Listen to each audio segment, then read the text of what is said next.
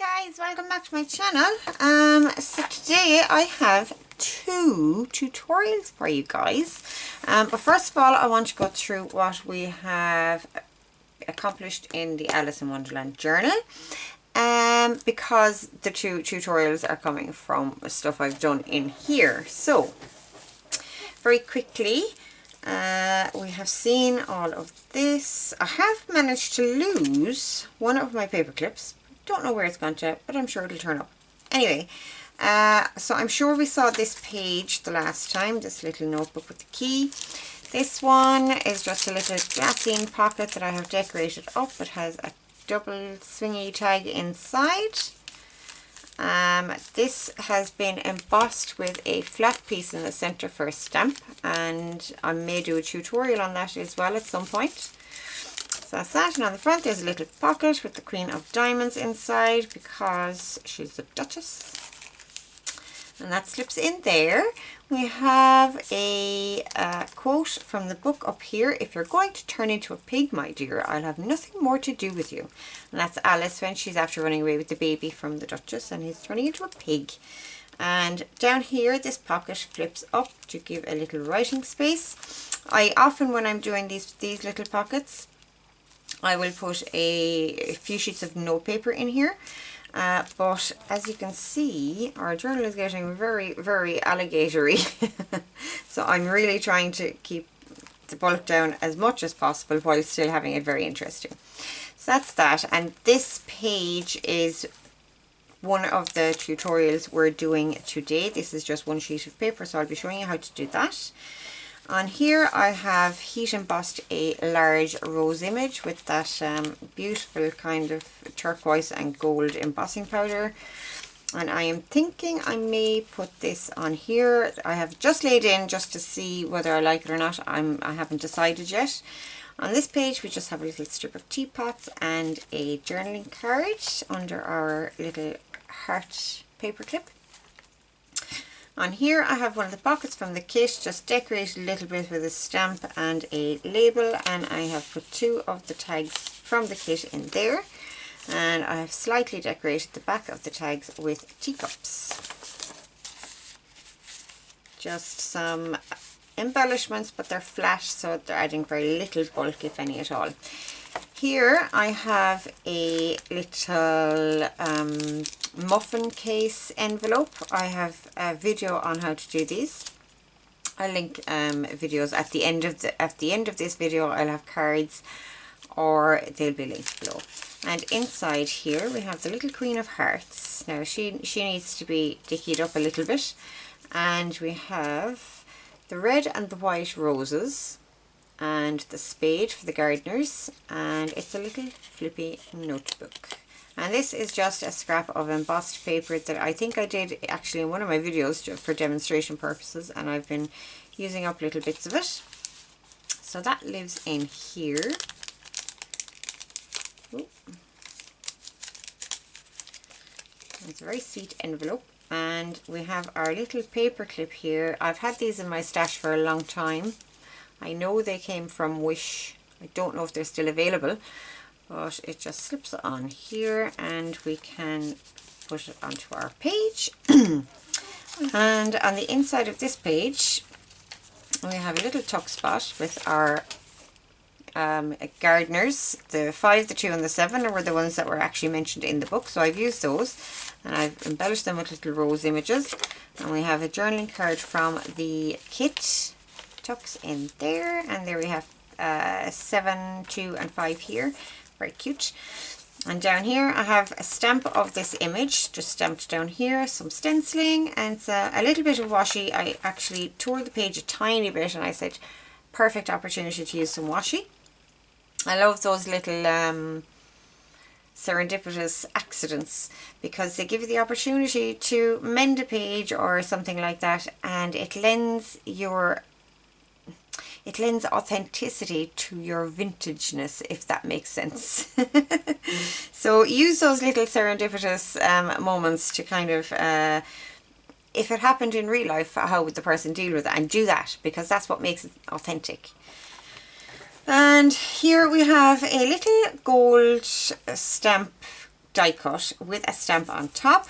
Again with this same image. This is all about the gardeners, and there's a reason for this one which I'll show you when we get to the other side. And over here this little signpost says croquet. This is a little flip up, and under here we have a stamp of Alice with her flamingo. This piece comes from what's the name of it? It's DCC anyway. Oh Lord, Digital Collage Club. Sorry, my apologies, my brain went dead there for a second. Digital Collage Club. You pay a yearly subscription and you get access to everything in there. It's pretty good. I like it. I use them quite a bit. So I've left the back of this one blank because our envelope gets tucked on here. If I can, it's getting caught on my paper lace because I didn't glue it down properly. So that slips on here, and the little rose image comes to the front, and the key then shows on the back, which I think is quite sweet. And I'm also after losing something out of here. That's very strange. Huh. I'll have to go looking for this. It must be on my desk somewhere. But in this pocket here I had the Queen, and the King lives in here, and down here is all their little babies. In the book they had all their little babies running after them, and there were 10 babies, so I assumed it was the ace to the 10. And I have made a little spinny whirly wheelie thing for the rest of those cards, and I've just decorated behind it a little bit just to make it stand out. And that is why we have that little stamp piece on the back of this page to hide the legs of the bread. So that's what that is. And I will also be doing a tutorial on this one for you today. And just very quickly go through the rest of these pages. Here we have the soldiers and the court cards. They come along in the procession in pairs, so we have a procession of pairs there, and they're all little tuck spots. Now the ephemera isn't inked up or anything yet, and I will sort that out at the end. So I've just stamped a few images on the page as well, just to give some interest, and there is some heat embossing also on the page. And each of the pairs has a little golden decoration. So that's that page, and this is the last page I have. Oh no, it's not. I've done a little bit more than I thought. So this is the opposite side of that pocket page. Again, we have our little flip up pocket here. And I've just made a tag from one of the kit tags is the base of this, and I've just cut a shape from one of the kit papers, and I put some ephemera on there. The quote is, "My name is Alice, so please your majesty." And I just thought that little frame around that first part of the quote, "My name is Alice," I thought that was cute. So here again we have some of that gold doily, some lace, and on the back just a stamp of Lewis Carroll. So that lives in there. And our next page is a belly band. Now, this belly band, the inner piece of this, I'll just pick this up a little so you can see. So this piece here, with the diamonds and things cut out, that's what the die actually cuts. I'm going to show you the die. I've searched for this many times to see if I could link it for you guys, but I don't think it's available anymore. It is a Sizzix die, I'm sure. That's what it looks like, and you get 4 of these little discs as well to go into the center, so you get a choice of design in the center. I didn't use it in this case because I was using patterned paper, but that's the die I used. So it cuts out this piece in the center. So what I did to get the rest of this, I cut the die again from gold cardstock, and the piece that was left behind in the gold cardstock, I obviously have this piece here somewhere. I know it's there somewhere. I have this piece of the gold, and then I just cut around the indentation that was left in the cardstock to give me a frame for this. Now, if you're interested in how this is done and I'm not explaining it very well, please do let me know in the comments, and I'll do a short video showing you guys. And then I backed it onto some of this see-through paper. It's not vellum, it's vellum-like. I'm not sure that it's vellum. I actually get this stuff in Aldi. It's usually in the kids craft section. So that's that. And I wanted it to be see-through. I didn't want it to be solid. So I considered even tracing paper, but I thought the pink looked sweet behind it. And in here we have just one of the journaling cards from the kits, and I've just put an oval piece that I had left from one of the kit pages, and I just put that back there for a little decoration, little extra decoration. So that slips in there. On this page I've just put a half a doily. I don't think I'll be putting anything else on this page. And that is as far as I've gotten in this. So still a little bit to do. There's our peep through page that we did a video on this. And so let's get on with the tutorials. So the first one is the double pocket page with the little flip up notebooks. Okay, now you can see I haven't got these sewn in, but they will be sewn in. And this is made from one sheet of paper. It's just an A4 sheet of paper. It's printed with one of my own digipapers. This is the floral end papers available in my Etsy shop, which will be linked below. And this page in the book is actually from that same set. Is it the same set? I think this might be the patterned end papers and this is the floral end papers. There are 3 end paper sets in my shop at the moment. So there's the pattern end papers, floral end papers, and the hand painted end papers. So they're available in my shop. Anyway, so all I've done is I've taken the white edges off the other 3 sides. I just wanted to leave this one so you could see that that white edge that I was talking about. So I'm just going to trim this off as well. Now this would work with letter size paper as well. Just because I'm using A4 does not mean it has to be A4. Any size sheet of paper will do really, as long as it fits into your journal afterwards. You can make it bigger or smaller as you wish. So that's that. Just get this stuff out of my way. So I'm going to fold it in half this way, long way. Okay, this is a very simple piece to do, and it's really, really good. Open it back out, and we're going to fold down our little pointy corners. Now, I tend to not go right to that crease in the center so that you have room for this to fold around the rest of your pages. So leave a tiny little space, I would say, what, less than 1/8 of an inch, even maybe a 1/16, maybe 1/8 of an inch. And fold that down, and we do the same on the other side, leaving that same space.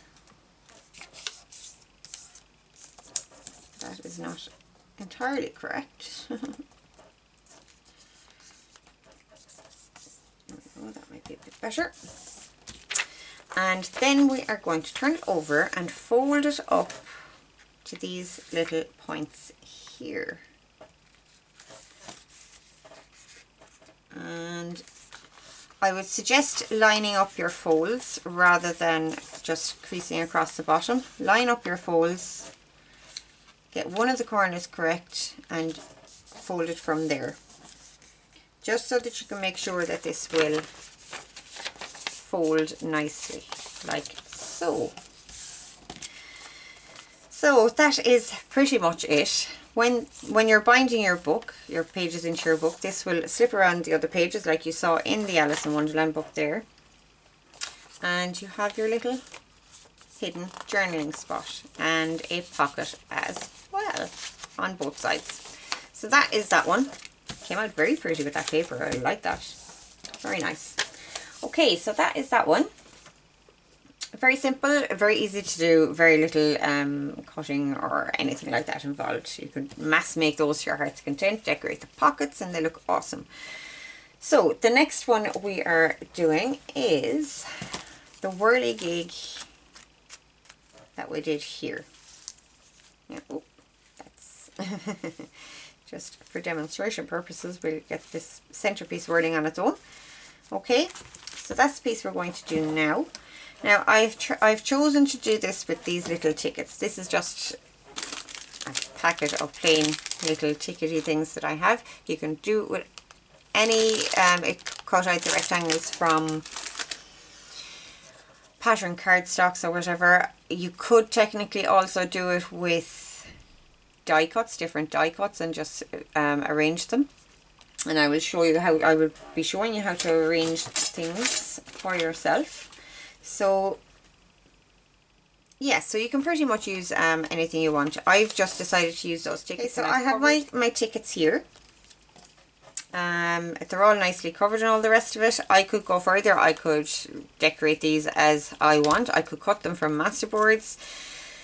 Whatever you want to do, to use.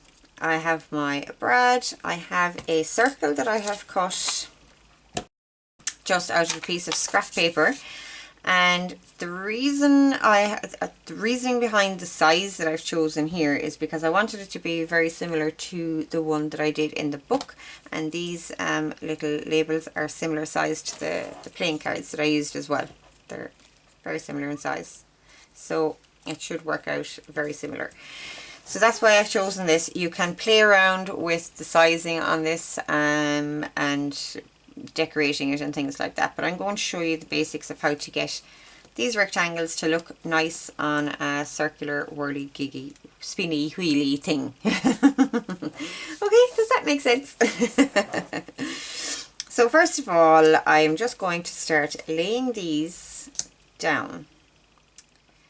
Now, from what I can remember, this should actually work out okay. And all I'm doing is I am putting the points of these to the edge of the circle, guys. So I am just going to line these up. I'm just getting a bead on how I want them arranged.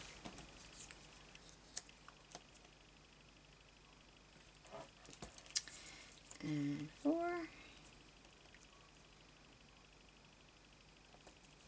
That, and then we have, now when you're arranging, so you have your cross pieces, okay, they're relatively easy to arrange. When you get to these pieces, you need to try and space them evenly around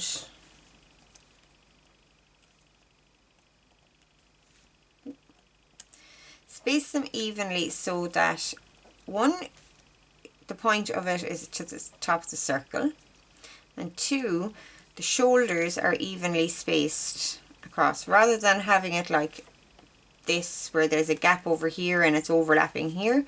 You try and arrange it evenly. And it doesn't have to be absolutely spot on, pin perfect or anything like that, but as close as you can, just to make it pleasing to the eye. Now technically, when you've one done, the other one should line up quite nicely with the other side, but that doesn't always happen because we are human and we make little errors. So just get them as nicely arranged as you can. Now this initial stage is just to figure out how you actually want to arrange your pieces, okay? We're not going to be sticking anything down just yet.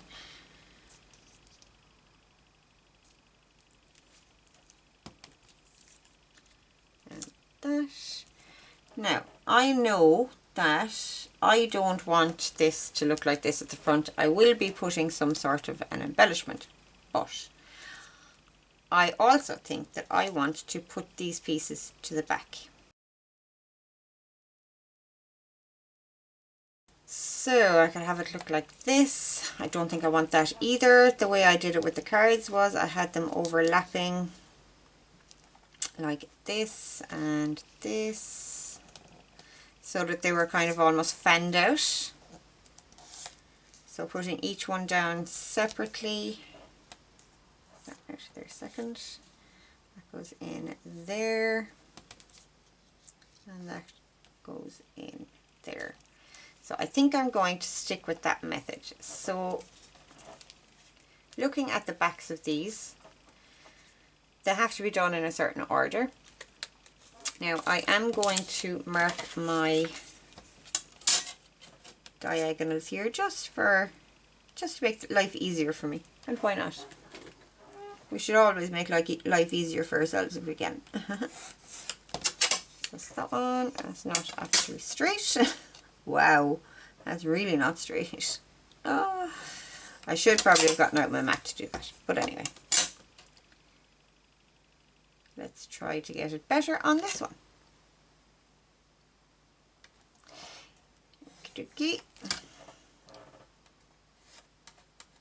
Now remember, this is a scrap piece of paper. It won't be seen in the final product, so let's not worry about how it looks. Okay, so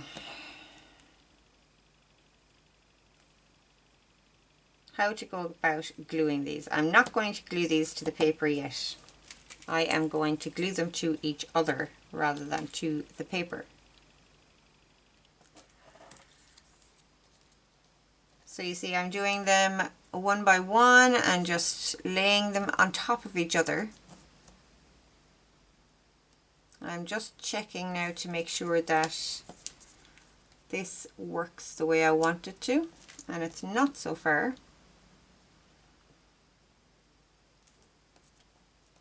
So it's all about, at this stage, is all about playing with the arrangements and how you want your final product to look. So to me, that looks better. Even though it seems to be slightly off the mark there, it still looks better than when I put it on the mark. So I'm going to go with that. So I'm going to pick up these first two pieces and turn them over. Now, you don't need a whole lot of glue on these at the moment because we will be backing them. So I'm just going to put some glue to hold these in place.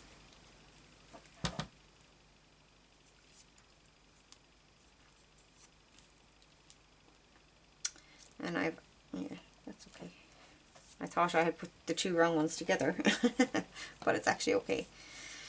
So that is that.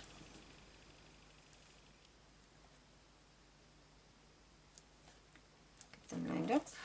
And the next one.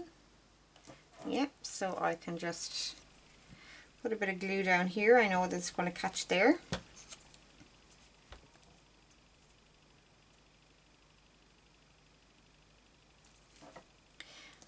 So this is a bit of a trial and error one. It's different to how I did the one with the cards, because the cards had numbers on them that I wanted to showcase, which wasn't necessary here. So it's slightly different, but only very slightly. It needs to come out a tiny bit. It's that one. The next one is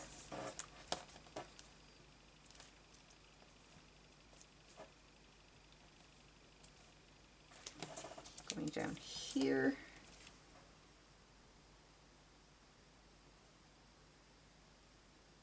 Lining up my shoulders, the shoulders of each of these, and the tip of my tag, just to make sure it looks good. And I know that it's going to have glue here.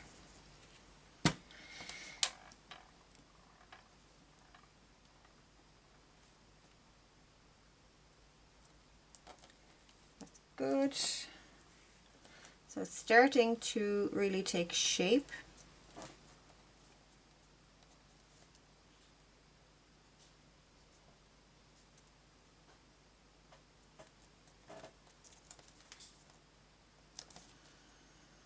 Make sure that you have points aligned every time you put down a new one.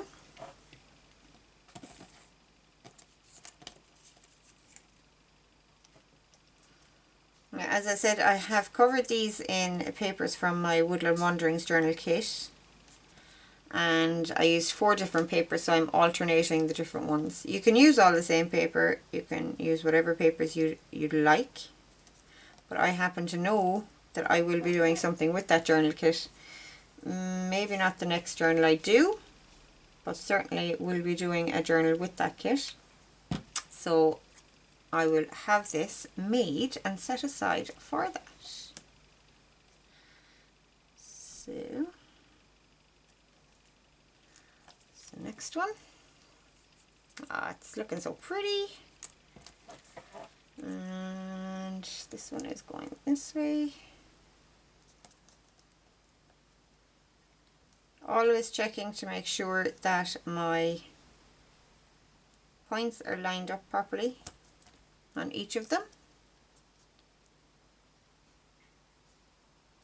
Now this one is an issue because it didn't work out right here. My line isn't correct.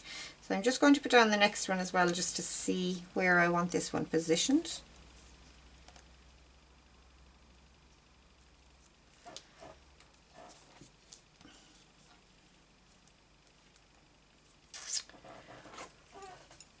Making things harder for myself by not having done right.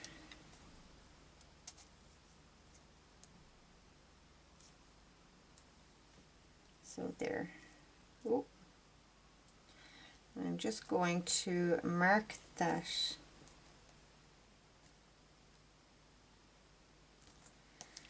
with my tweezers. Because, you know, that's the traditional marking tool. I couldn't have grabbed a pencil, I mean. Yeah, those silly things. Okay, that's back in place. So it's going there. I know that I'm going to have glue here.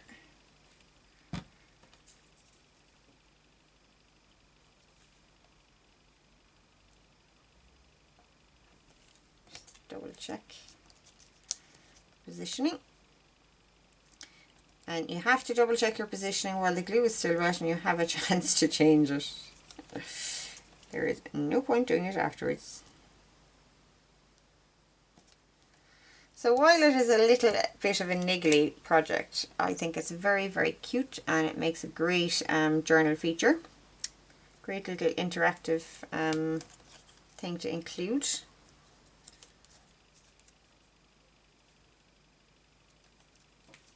Gone and moved it again, haven't I? Okay, that's good. Oi. And now you could of course fix this to the page, to circle now if you want to.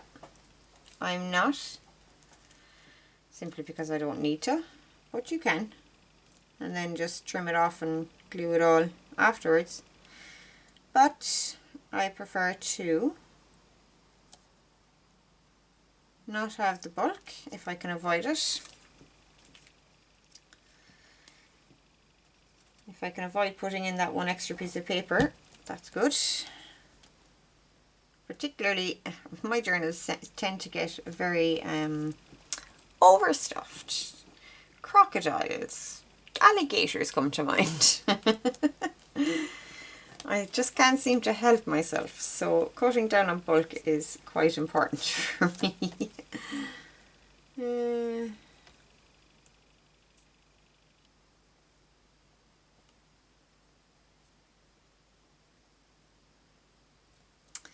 the last one.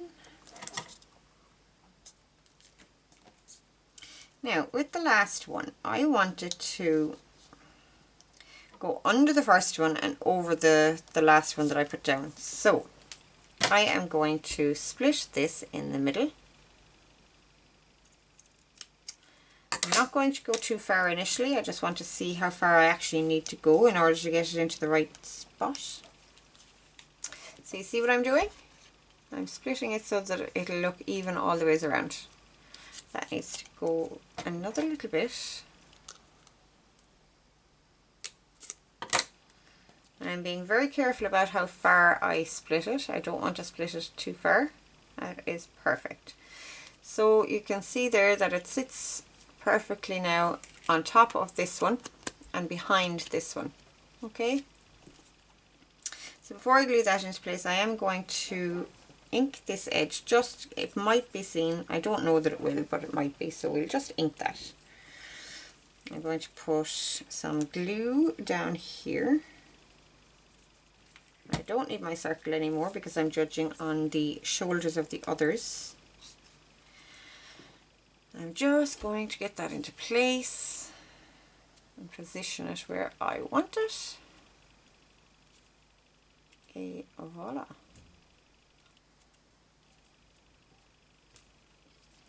So that's how we're looking at the moment.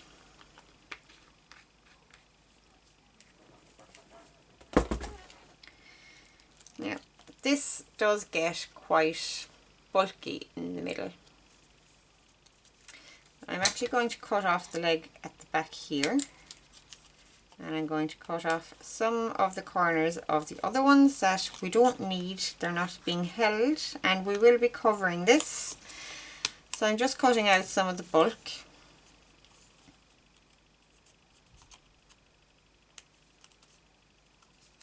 Can't get much of it out of there because it's all at the front.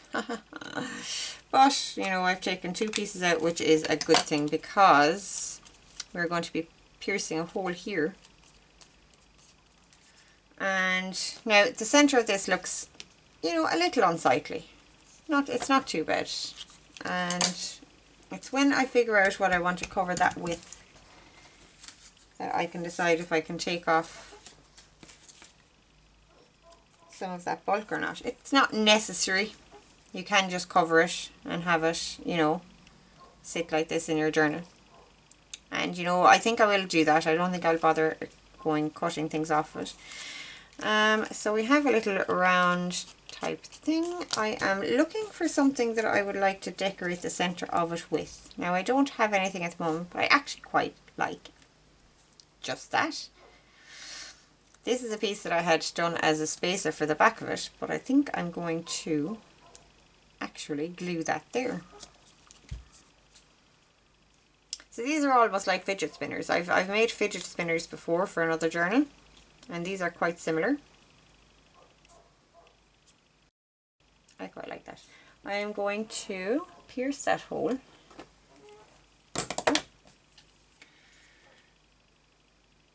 Let's see how my crocodile deals with this kind of bulk.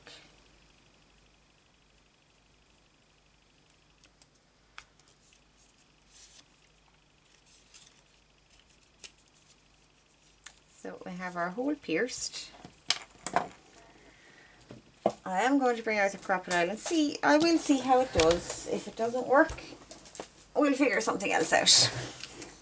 So I'm on the smaller hole. You need to figure out how big a hole you need for your brad to be able to swing freely through them. Okay, so it might be a smaller hole, it might be a bigger hole. It will depend on your brad. But that hole is doing just fine for this one.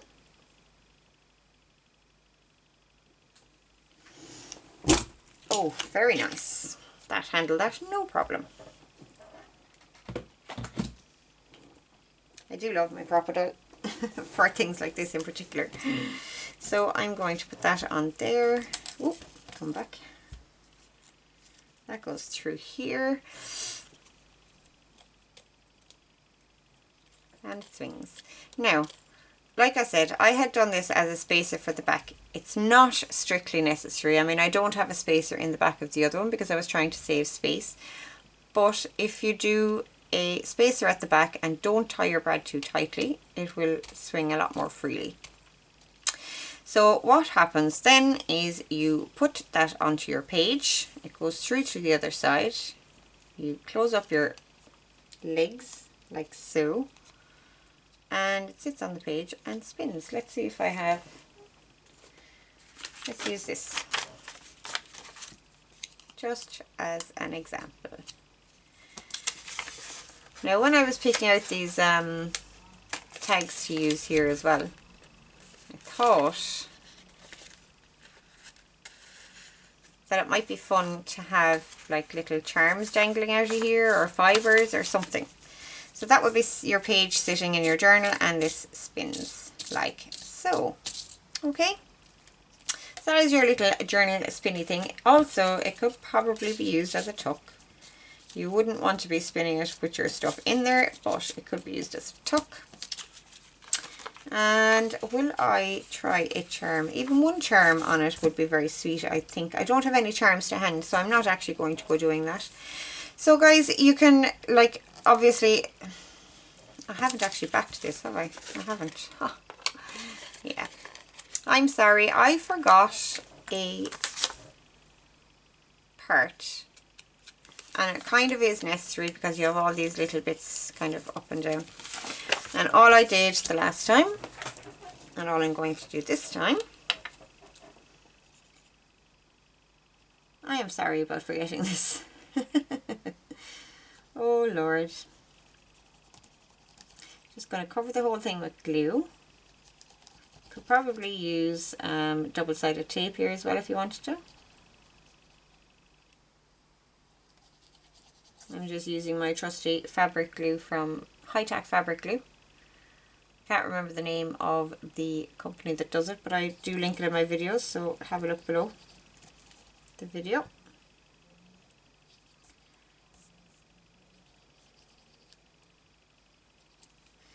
Okay, so glue everywhere.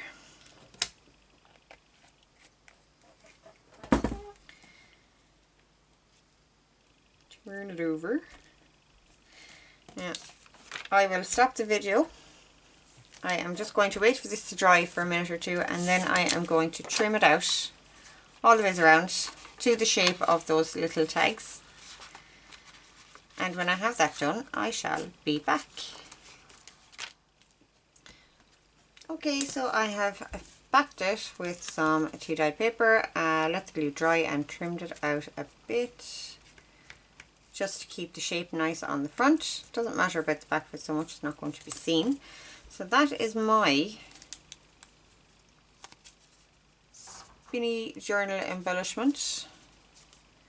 And I just wanted to point out that the reason I did it this way, using the circle template or whatever, was basically because I was using square pieces or rectangular pieces of card, basically. That's how the whole idea came about. And I just wanted to show you guys how to go about getting the nice even spacing for something like this and all the rest of it. But I do have to point out that if you have circular dies or a circle cutter or circle shaped pieces of cards, and in fact it doesn't even have to be circular, it could be any shape you want. Circles are just more pleasing when they're going around in a circle. These can also be used to just cut out a piece out of cardstock, decorate it as you like, put the brad through the middle and it will spin for you. Just wanted to point that out as well. I wasn't just trying to complicate what could be a very simple project. I was just trying to show how to use the rectangular pieces and get them nicely spaced as well. Okay, that is that. So I hope that this tutorial has inspired you in some way, has shown you how easy it is to put interactive pieces into your journals. And you can make these smaller, larger, whatever size you want. But if you are using like the rectangular pieces or even die cut flowers or something like that to decorate, and you want to make sure they're spaced evenly, I do recommend cutting a circle and marking it up for yourself. Unless you're very good with those things by eye, which I am not. But so yeah, that is it, guys. Let me know what you think in the comments. Like I said, I do hope it inspires you, and I would love to see anything that you might make if you do use the tutorial in the video. If you like the video, like and subscribe below. Really helps my channel when you put a like on it and when you comment on it, and obviously subscriptions help a lot. And I will talk to you guys very soon. Okay, have a great week, guys. Bye.